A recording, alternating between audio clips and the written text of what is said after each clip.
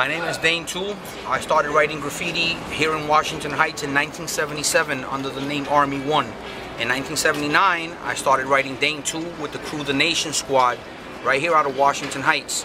I'm about to show you a wall that I did when I was 12 years old, my very first wall, 35-year-old relic from the hip-hop era.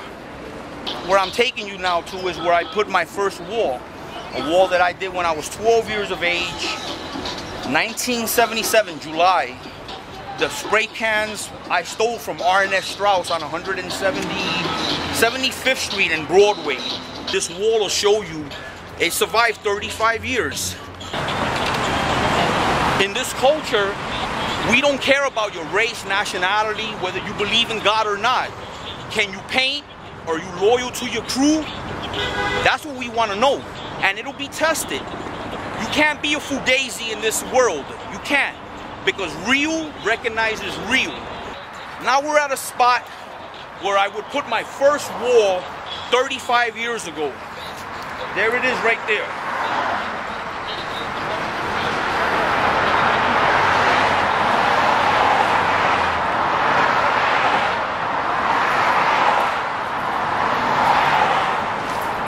I put this little thing here when I was 12 years old. Yeah, when I did this wall, I was only about this tall because I stretched my hand as high up as I could to get my D. My arm got tired when I filled it in, so my A, N, and E were shorter because they allowed me to work easier. But if you look at my 2, you'll see it has the height of the D because I climbed up here to be able to do my 2, and I did the little dot. One is here, one was on the other side. But when the DOT came to fix the leak and they put up these pipes, I thank God that they didn't clean this. They could have just said, you know what, while we're here, let's clean this. It's so isolated, it was a waste of time and money. So they said, leave it. All they did was come and fix the crack. So I came and fixed the 2, but I won't touch the wall. I feel if you touch it, you take away its historical value, you take away its realism. This is Car DuPont paint from R&S Strauss. It held up pretty good 3.5 decades. Most spray paint today, they can't take the elements. The only thing that I think saved it, it's under this underpath, so the sun cannot directly hit it, neither can the snow or the rain, but over time you can see the soot. Some guys thought it was a fire. It's not a fire, it's soot from the cars, all the exhaust over the years, all that dirt that found its way down here. But yeah, I remember being so little, and the style inside it, these dots are not supposed to be dots. They were supposed to be a little longer, like here. It's called stitching. Like when you stitch fabric, that was a form of a design back in the 70s called stitching. And this was my first wall. I had not even yet went to the train yard when I did this. I did this in July 2nd, July 3rd, 1979. We needed to do a piece before we went to the train yards because we already figured out the train yard is under my building. Under all of our neighborhoods, there's a yard. So we know the trains are big, and I'm a little guy. So let's do a wall privately where no one can bother us before we go to the tunnels.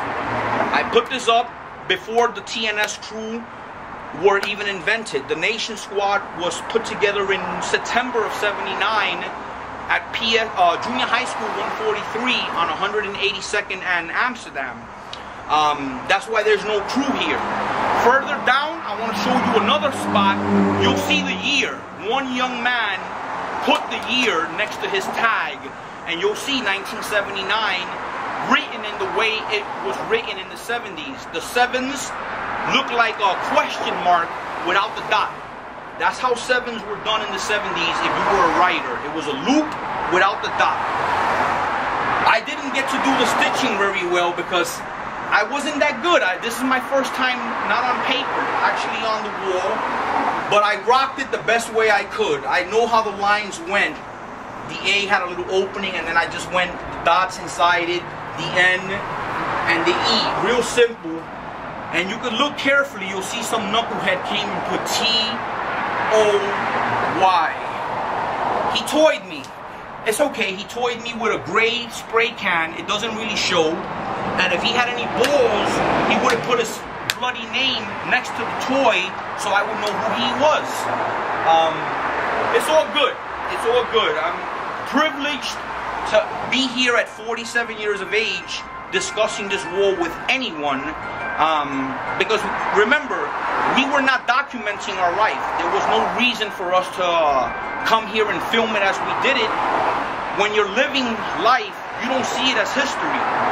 You don't think, oh, someday this will be historical. No, I just got really lucky that some neighborhood toys out of Washington Heights called the Nation Squad, this was our stomping ground. There weren't very few crews that were up here, but in this neighborhood, we had the best. We had Tacky 183, who was the first known graffiti writer on 183rd and Fort Washington. He lived only a few blocks away from me. A Greek young cat. Maybe I seen him, but I won't lie to you and tell you I met him, but I know he's from my neighborhood. Chrome 100, Oz 109, K3, LSD3. These cats all had pieces down here. The reason I picked these colors were because as we came down the zigzag, there were pieces there done in turquoise and black.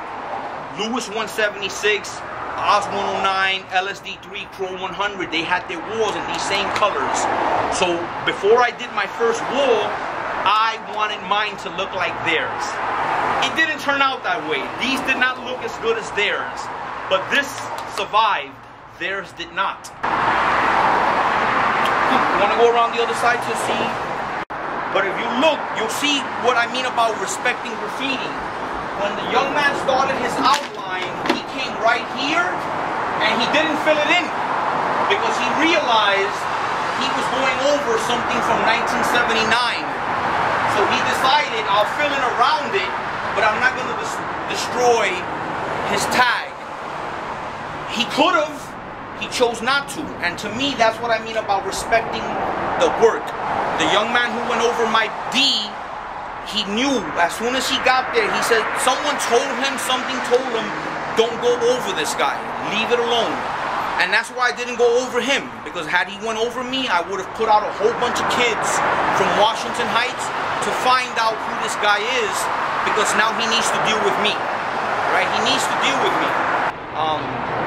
So yeah, I'm enjoying it while I got it, and I hope this whole summer I can keep coming down here and just sharing it with different writers, you know. I don't know where this one is going to end up, but what I'm after are writers that bombed the system during my time. You want to come down here, you want to see a piece of history before you leave this earth? This isn't Facebook, this is not Instagram. This is you touching an artifact that, yeah, in the culture of hip-hop, it survived 35 years, and that's a pretty good thing. Lee, Lady Pink, Zephyr, Revolt, Duro, I can go on and on and on of writers that came up before me, and I've never met none of these guys. I know for sure that if they were to hear this video, see it, or find my wall, they would want to shake my hand and be like, yo, you did good. I never heard of you. Because I was an unknown writer, I'm not gonna lie. I was a little kid. I only bombed the AA yard, the Ghost yard, the 3 yard on 148th and Lenox Terminal. I bombed the D yard, Bedford Park, in front of Bronx High School of Science. And of course, from the Bronx, I bombed the Esplanade. Those are not a lot of yards if you really think of all the yards in New York City. But remember, I had to be a father at home when my mother went to work and babysit my baby brother and sister. And I still got good grades. I graduated high school. I dipped a little bit into college. It wasn't for me. I got into botany. So having that headache and this headache, I think I did pretty good.